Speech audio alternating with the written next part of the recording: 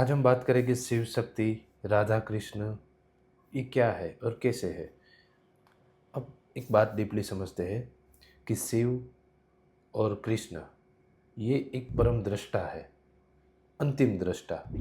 और जो उसकी अभिव्यक्ति है, यानी कि जैसे अपना कैसे अगर मैं हूँ, मैं नाच रहा हूँ, तो मैं और मेरा नृत्य कोई अलग नहीं है, लेकिन मेरा नृत्य है वो मेरी अभिव्यक्ति है।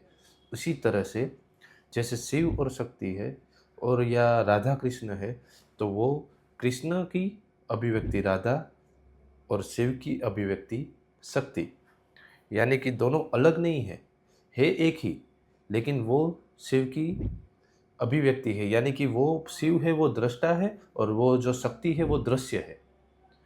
जैसे कि कृष्ण है वो दृष्टा है और जो राधा है वो उसकी दृश्य है।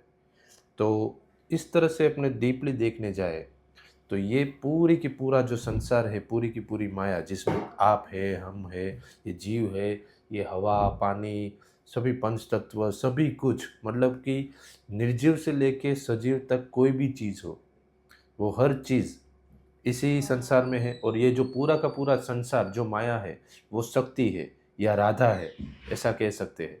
और जो उसका दृष्टा है, इसके मतलब कि जो अनुभव कर रहा है, वो शिव है।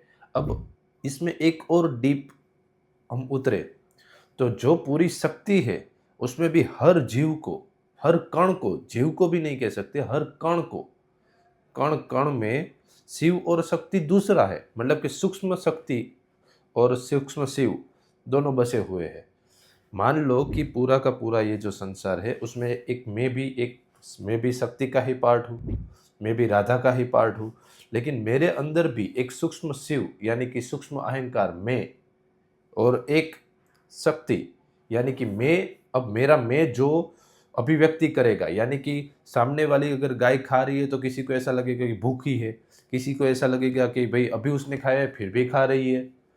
तो मतलब कि जैसी तुम्हारी अंदर का जो भावना, संस्कार वो सब हो गए, उस तरह से तुम्हारा विचार हो गए, उस तरह से तुम सोचोगे और ऐसी तुम्हें दुनिया दिखाई देगी।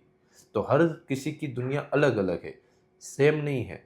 और वो क्यों? क्योंकि हर किसी में एक सूक्ष्म शिव बसा हुआ है। जो मेन परम दृष्टा है, उसको तुम समझो कि वो दरिया, जैसे हमने कल बात की थी।